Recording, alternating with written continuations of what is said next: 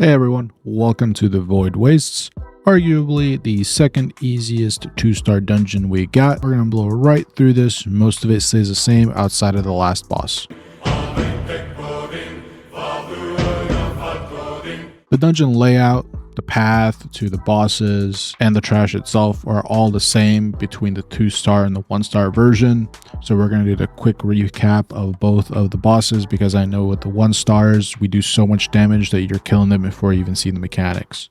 So, mechanics for the first boss, he will pull everybody into the center of the room, wait a few seconds for you to see the golden cracks on the ground, and then run around them towards the outside, wait for him to blow up the center of the arena, and then run back into the boss, avoiding the electrical strikes and finish him off. The second boss, also just like the first one, doesn't change any mechanics. He's going to pull everybody to the center of the room and then put people in a box. You just have to click on the center orb on any of the sides, doesn't even matter which one. The group can split up, doesn't matter.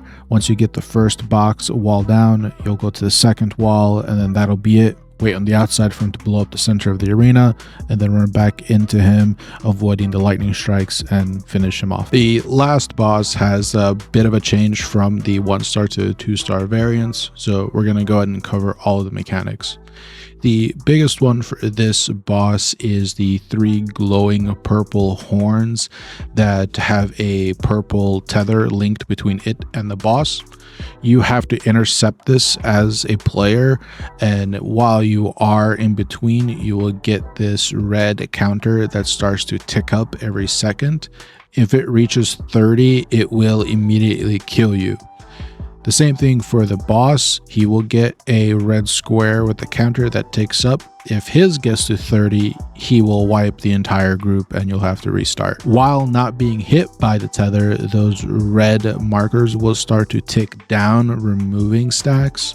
So you don't need to have everybody on a tether at all times, rotating people in and out. You can actually just do this with 3 players. As soon as they get to about like 25 or so, walk away from the tether, go down below 20, and then walk in front of the tether. That'll give you enough time for the boss to transition phases, and when he transitions, he resets his stack counter. Just like all of the other 2-star bosses, the boss does a fury diamond square purple attack that you have to actually dodge roll out of. You can't press Q while standing still. You have to pick a direction. Your character has to roll to actually avoid it. And just like the 1-star version, he will do the black hole with the red marker above a player's head. It is the furthest player, so all that player has to do is walk to the back of the arena, wait for that red marker to disappear from the top of their head, and then just run forward into melee with the boss, and you'll be out of that range.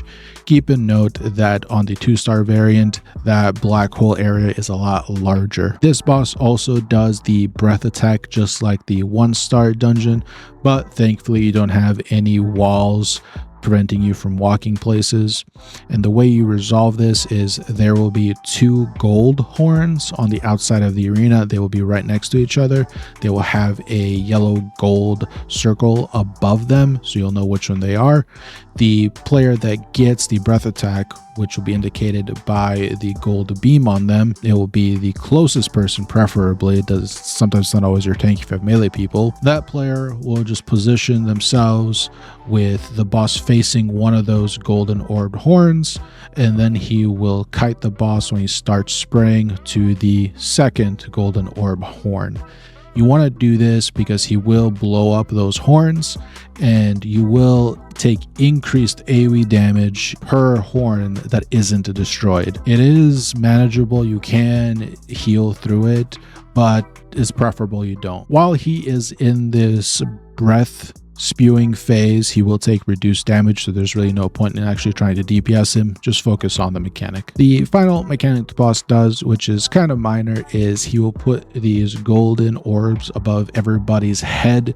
This is just unavoidable AoE damage to everybody, so just kind of get near each other. That way when the AoE does explode, your healer can AoE heal everybody together. It's not that big of a deal. As the normal trend of getting below 50% HP with new mechanics goes, this boss will do the breath spray mechanic twice when he's below 50% health, just like he does in the 1-star, and he will also do the black red black hole mechanic twice when he's below 50%.